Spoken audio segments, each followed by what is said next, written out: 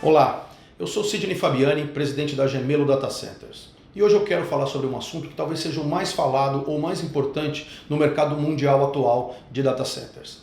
A diferença entre full cloud e cloud híbrido.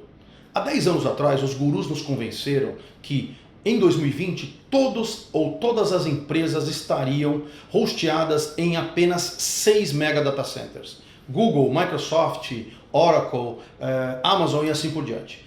A gente pode ver que eles não poderiam estar mais errados. Hoje o crescimento do data center distribuído ou do data center on the edge é tão grande quanto o crescimento do cloud pelo mundo. Por que isso aconteceu? Talvez a gente possa reduzir em dois grandes motivos. Um deles, o vazamento do Wikileaks.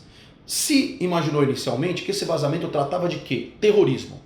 Mas das 250 milhões de páginas encontradas, a grandíssima maioria nada tinha a ver com terrorismo ou problemas militares. Tratava, por exemplo, das novas plantas do Airbus, dos novos remédios desenvolvidos pela Glaxo ou todos os contratos celebrados pelo governo francês por todo o mundo.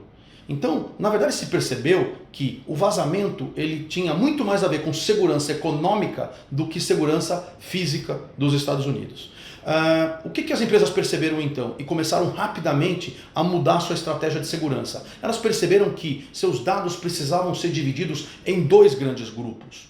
Primeiro, dados não core, aquele dado que se vazar, ou que pode ser divulgado, ou que se vazar, não vai causar um grande problema para a empresa. E dados core, aquele dado que não pode vazar de jeito nenhum. Esses dados precisam necessariamente ter a camada de segurança sob total e absoluto controle das empresas. Quando isso é necessário, fica impossível ir para um data center de cloud, porque o pressuposto é que o controle da segurança e físico ou não físico fica com essa empresa. Uma vez dito isso, as empresas perceberam que elas precisavam cada vez mais ter seu próprio data center. Eles não poderiam abrir mão de tê-lo, mesmo que esse fosse menor. Claro, essa redução de tamanho também trouxe outra mudança nas características do data center, que foi a sua criticidade. As empresas perceberam que elas tinham que ter, apesar de um data center próximo delas, um data center de altíssima criticidade e para isso teriam que usar os mesmos conceitos que os grandes data centers usam. Como é que isso é possível?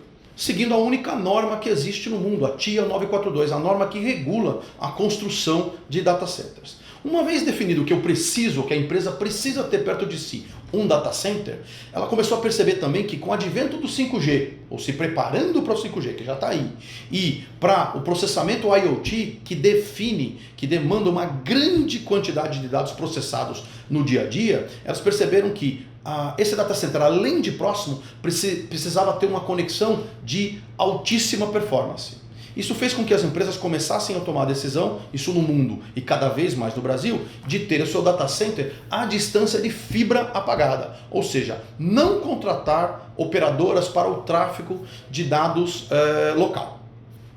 Dito isso, só sobraram dois caminhos. O de contratar uma empresa de colocation ou de construir seu próprio data center. As empresas perceberam rapidamente que contratar uma empresa de colocation significa em 10 anos gastar pelo menos 37% a mais do que ela gastaria tendo o seu próprio data center, sem falar da perda de controle que se tem estando numa empresa que não é a sua. Durante uma emergência, quem define a velocidade de resposta? Você ou a empresa que você contratou? E finalmente, uma vez que se define que o data center será seu próprio data center, existem dois caminhos. Construir seu próprio data center. Outro, participar da construção de um data center compartilhado. Este talvez seja o caminho mais comum hoje nos Estados Unidos e o que a gente acredita que vai acontecer nos próximos anos e já começa a acontecer no Brasil. Em outras palavras, em vez de construir um data center na sua empresa com 3, 4 ou 5 racks, participar da construção de um data center de 20 ou 30 racks próximo da sua empresa, no seu condomínio industrial, no seu condomínio empresarial ou mesmo no seu bairro, desde que você esteja conectado com esse data center por fibra apagada.